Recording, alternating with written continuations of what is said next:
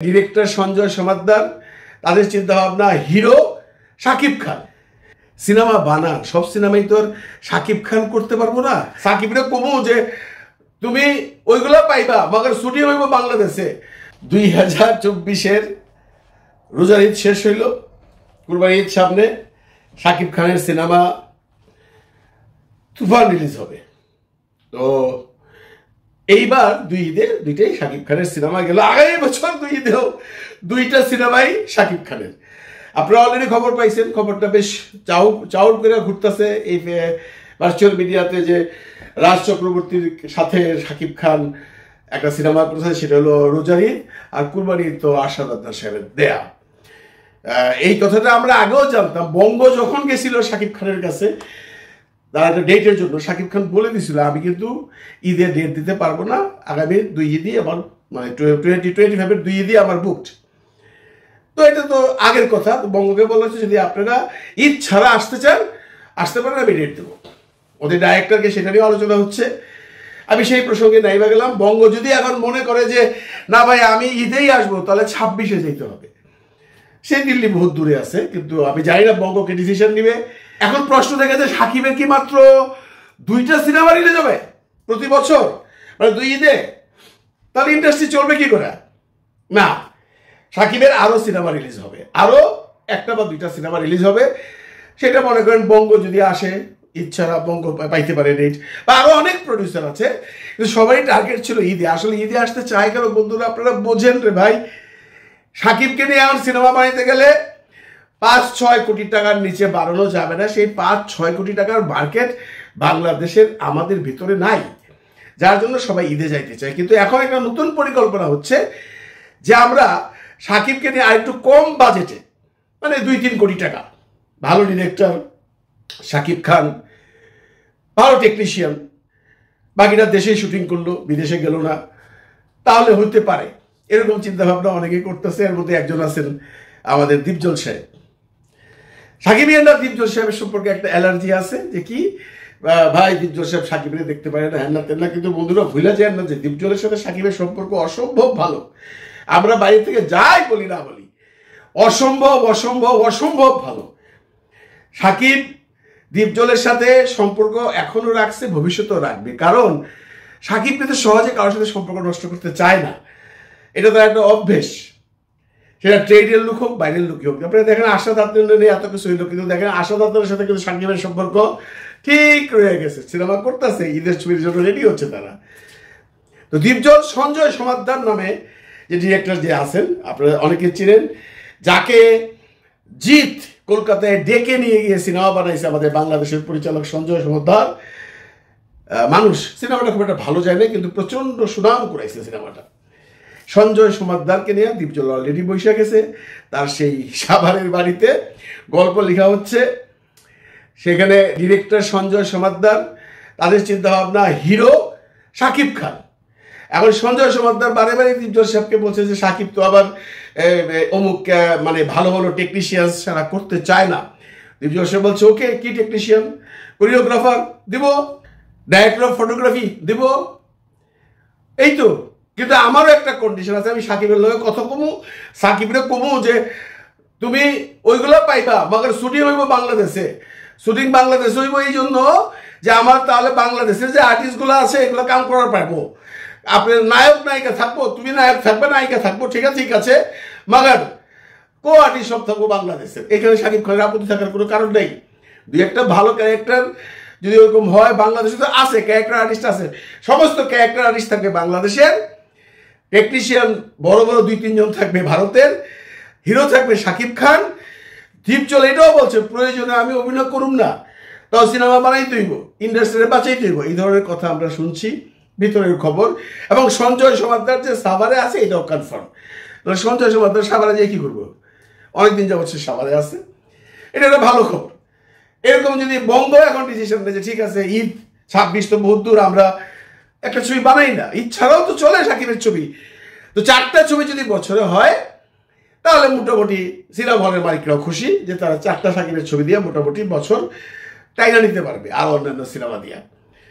তো দীপজলের প্রসঙ্গ আসার পরে দীপজলের আরেকটা প্রসঙ্গ আসা যায় বন্ধুরা, এটা বাস্তবিক না, এটা সত্যি কথা। যে গন্ডগোলটা এখন চলতেছে এই শিল্পী সমিতিতে, সেটা আসলে ন্যাক্কারজনক একটা ঘটনা। দীপুর ম্যাডাম আবার কেস করছে। এই সমস্ত অশান্তিতে থাকলে হয়তো ছবির ব্যাপারে একটা প্রবলেম হইতে পারে। এটাও শুনছি যে দীপজল নাকি নিপুণের বিরুদ্ধে মামলা করবে। কি মামলা? মানহানির মামলা। বিকজ দীপজল সাহেবকে নিপুণ বলছে অশিক্ষিত। বন্ধুরা, কে শিক্ষিত কে অশিক্ষিত সেটা আলাদা সাবজেক্ট। সবার পেটেই বিদ্যা থাকে না। যে ইউনিভার্সিটি পড়ছে সেই শিক্ষিত হয় না, তাই না? দীপজল লেখাপড়া কম করছে, দীপজল শিখে স্বীকার করে, কিন্তু তার তো একটা স্ট্যাবলিশমেন্ট আছে। তার মেয়েকে সে লন্ডনে পড়াশোনা করাইছে, ছেলেকে পড়াশোনা করাইছে, মেয়েকে বিয়ে দিছে, মেয়ের জামাই একটা ভালো স্ট্যাবলিশ মানুষ, তার একটা সোসাইটি আছে। তাকে এরকম অশিক্ষিত বলাটা বোধ হয় ঠিক হয় নাই নিপুণ ম্যাডাম আপনার। তাছাড়া দীপজলের হাত ধরেই আপনি সিনেমায় আসছেন। আপনি সেই রত্নগর্ভা মা আজও মুখ দেখে নেই, পিতার আসন দিয়েই সিনেমায় আসছেন, এবং আপনি পরে একটা সুন্দর করে বলছেন যে এরপরে আমি তার সিনেমা করি নাই। সেটা অন্য ব্যাপার, আপনি করেন নাই বা হয় নাই, কিন্তু দীপজল সাহেবের মাধ্যমে তো আপনি চলচ্চিত্রে আসছেন। সেই হিসেবে সে আপনাকে মেয়েও বলছে। তা আপনি যে তাকে এই কথাটা বলছেন অশিক্ষিত, সে তো এখন সাইবার ক্রাইমে মামলা করতেই পারে। কারণ আপনি যদি ডিএ-ট্যাবের এগেইনস্টে মামলা করতে পারেন, যে ডিএ-ট্যাব বলছে আপনি মানসিকভাবে ভারসাম্যহীন, এর জন্য যদি আপনি মামলা করতে পারেন, তা দীপজল সাহেব পারে না?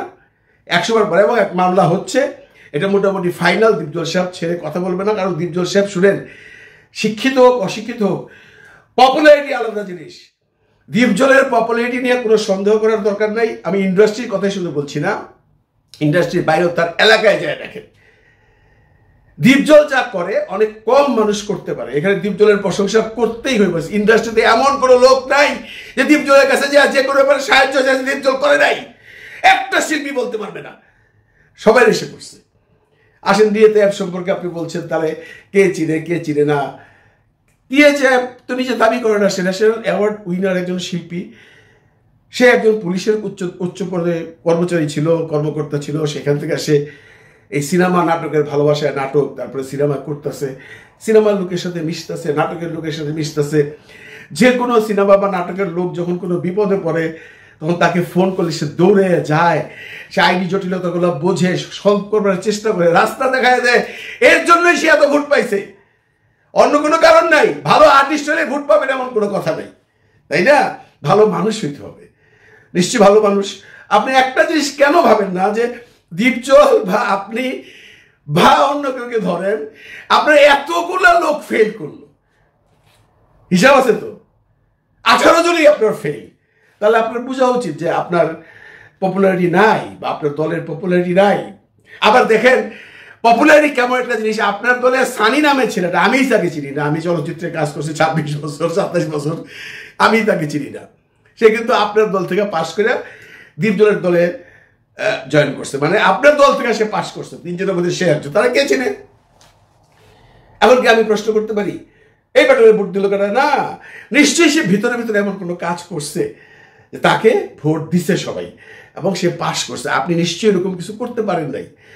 আর ভোট নেওয়া, এই যে নোংরামিটা আবার শুরু হয়েছে, সেটা তো মানুষ হাসতেছে এখন। ম্যাডাম, আপনি আমেরিকায় যে ওইখান থেকে মামলা করবেন বা আইসা মামলা করবেন, কেন রে? মানুষ তো সব ঘটনা জানে। আপনি স্বীকার করলেন, মালা বদল করলেন, আনন্দ মনে চলে গেলেন, এখন আপনি খসরুরে আলমরে দোষ দিতেছেন। অথচ এই ইলেকশনের আগে আমরা গণমাধ্যম এবং ইউটিউব মিডিয়ার লোকজন বলছি খসরু এবং আলম নিপুণকে ডিরেক্ট হেল্প করতেছে, নিপুণের পক্ষে প্রচারণা করতেছে। এটার প্রমাণ আমরা পাইছি।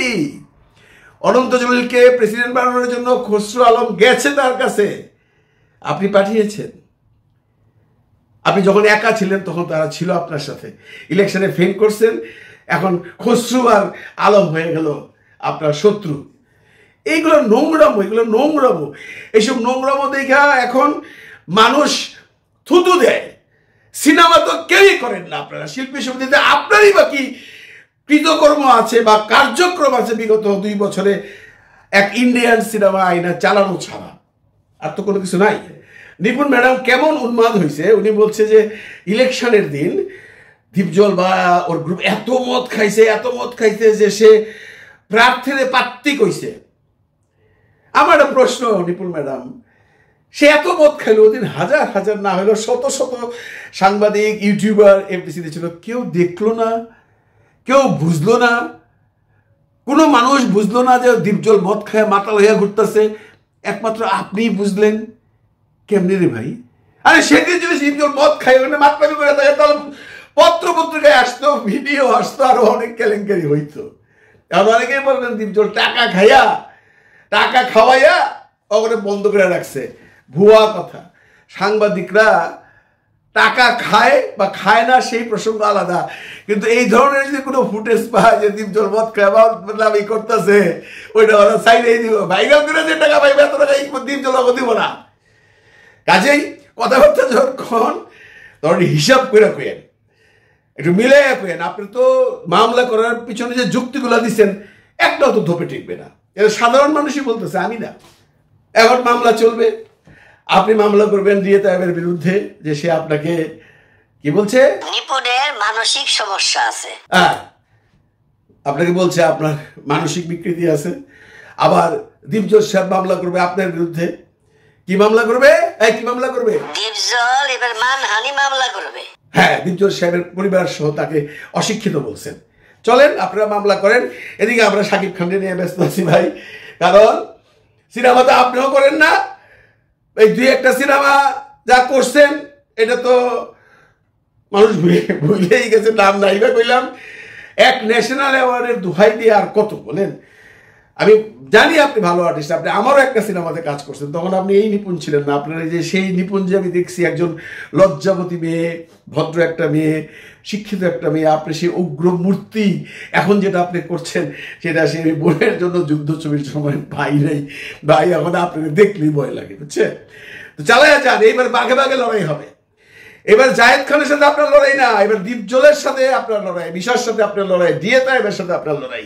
এই লড়াই জিততে একটু কষ্ট হবে। মানে আমি দীপজল সাহেবকে বা ওই কমিটিকে একটা কথা বলবো, অনুরোধ করবো, ভাই আপনারা নতুন যে একটা সিদ্ধান্ত নিছেন যে নিপুণকে আপনারা সদস্যপদ বাতিল করবেন, প্লিজ প্লিজ প্লিজ এটা করেন না, দরকার নাই।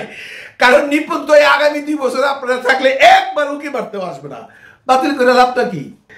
উনারে খামাগা আবার আপনারা সদস্যপদ বাতিল করে আপনারা বদনাম কামেন না, দরকার নেই, ছেড়ে দেন, উনি থাকুক সদস্য, উনি তো আসবে না।